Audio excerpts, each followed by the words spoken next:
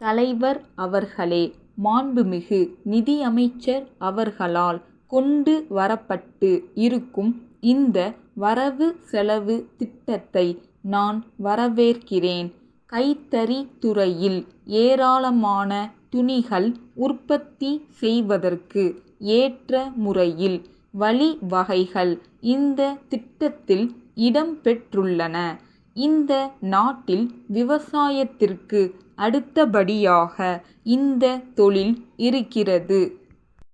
பண்டிகை காலங்களிலே தான் கைத்தறி துணிகள் விற்கப்படுகின்றன. மற்ற காலங்களிலே விற்பனை ஆவதில்லை. நெசவாளர்களுக்கும் வேலை இல்லை. இதற்கு ஒரு நிரந்தர பரிகாரம் காண வேண்டுமென்று நீண்ட காலமாக இந்த அவையிலே நாங்கள் எடுத்து சொல்லி இருக்கிறோம். ஆனால் இந்த பிரச்சினையில் இதுவரையில் தீர்வு காணாத நிலை இருக்கிறது.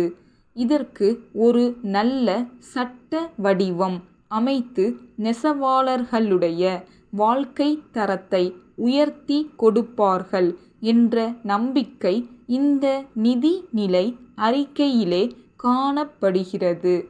கடந்த முறை ஆளுநர் உரையின் மீது பேசுகிற போது நூல் விலை ஏறிக்கொண்டே போகிறது என்று சொன்னேன்.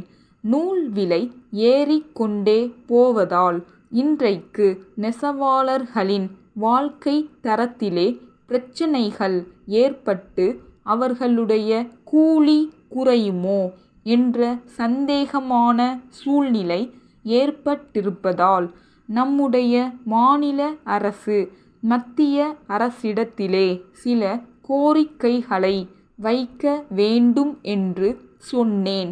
மத்திய அரசில் இருக்கிற மாண்புமிகு அமைச்சர் அவர்கள் நூல் விலையை விரைவிலே குறைப்பேன் என்று பாராளுமன்றத்திலே சொல்லியிருக்கிறார்கள். ஆனால் இன்று வரை நூலின் விலை குறையவில்லை. அதை குறைக்க வேண்டும் என்று மத்திய அரசை கேட்டுக்கொள்ளுகிறேன். அடுத்து ஏழை எளிய மக்களுக்கு பல நல்ல வேலை வாய்ப்பு திட்டங்களை இங்கே வகுத்து கொடுத்திருக்கிறார்கள். காடு வளர்க்கும் திட்டத்தின் கீழ் பல கோடிக்கணக்கான ரூபாய் செலவழிக்கப்படுகிறது. ஆனால் காடுகள் வளரவில்லை. காடுகளில் நிறைய சின்ன சின்ன செடிகள் வளர்ந்து இருப்பதை பார்க்கிறோம். நம் நாட்டில் பழங்காலங்களில் பரம்பரையாக மாந்தோப்பு போன்று பல தோப்புகள் இருந்தன. அவைகள் எல்லாம் இப்போது இல்லை என்பதை குறிப்பிட விரும்புகிறேன். கனி தரும் தோப்புகள் நிறைய முன்பு இருக்கும். சாலைகளின் ஓரங்களில் எல்லாம் பழம் தரும் மரங்கள் இருக்கும். இப்போது அந்த மரங்கள் இல்லை. இப்படிப்பட்ட மரங்களையெல்லாம் காட்டு இலாகா வளர்க்க வேண்டும் என்று கேட்டுக்கொள்ளுகிறேன்.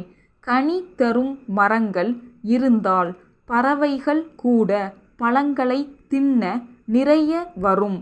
ஆகவே மரங்களை வளர்த்தால் மக்களுக்கு பயன்படும், பறவைகளுக்கும் பயன்படும் என்பதை தெரிவித்து கொண்டு காடு வளர்க்கும் திட்டத்திலே இதையும் சேர்த்து கொள்ள வேண்டும் என்று கேட்டுக்கொள்ளுகிறேன்.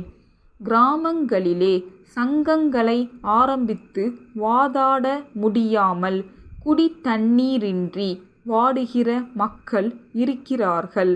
காலையில் எழுந்தவுடனே கூலி வேலையை தேடி போகிறார்கள். ஆனால் அந்த கூலி வேலையும் கிடைப்பதில்லை. அவர்களுடைய வறுமையை போக்கிட மத்திய அரசு திட்டத்தின் கீழ் கோதுமையை கொடுப்பது என்றும் ஒரு நாளைக்கு 3 ரூபாய் கூலி கொடுப்பது என்றும் ஒரு திட்டத்தை நமது அரசு கொண்டு வந்திருக்கிறது. இது பாராட்டுக்கு உரியது. ஆமதாபாத் கோபால் கூட்டமைப்பு, சென்னை ராமசாமி கூட்டமைப்பிற்கு எழுதும் கடிதம். அன்புடையீர், எங்களுடைய தயாரிப்பான கமலா சோப்பு தூள் அடங்கிய ஒரு மாதிரி டின்னை இன்று நாங்கள் உங்களுக்கு அனுப்பி இருக்கிறோம். இதை இப்பொழுது தான் சந்தையில் புகுத்தியுள்ளோம். இந்த பொருள் எங்களுடைய நீண்ட கால ஆராய்ச்சியின் பலன். இது ஒரு நீண்ட கால தேவையை பூர்த்தி செய்யும் என்று நாங்கள் நம்புகிறோம். இத்துடன் ஓர் அட்டவணை நகலை இணைத்துள்ளோம். அதிலிருந்து இந்த பொருளின் நல்ல அம்சங்களை நன்கு அறியலாம். இது மிகவும் சிக்கனமானது, தண்ணீரில் உடனே கரைந்து விடும், எல்லா வகையான துணிகளையும் சுத்தம் செய்துவிடும். மேலும் இது துணிகளுக்கு நீண்ட ஆயுளை கொடுக்கும். நம் நாட்டின் பல பாகங்களிலிருந்தும் இது குறித்து தகவல் கேட்டு கடிதங்கள் வந்து கொண்டிருக்கின்றன. இதனுடைய நல்ல அம்சங்களை முன்னிட்டு இது விரைவில் விற்பனையாகும் பொருள் என்று தோன்றுகிறது.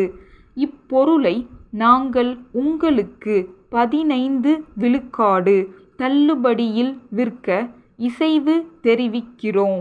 இந்த இசைவை கவனத்துடன் பரிசீலனை செய்து தங்களுடைய தேவையை தெரிவித்தால் நாங்கள் உடனடியாக ஆவன செய்ய தயாராக உள்ளோம். தங்களுடைய பதிலை எதிர்பார்க்கிறோம். தங்கள் நம்பிக்கையுள்ள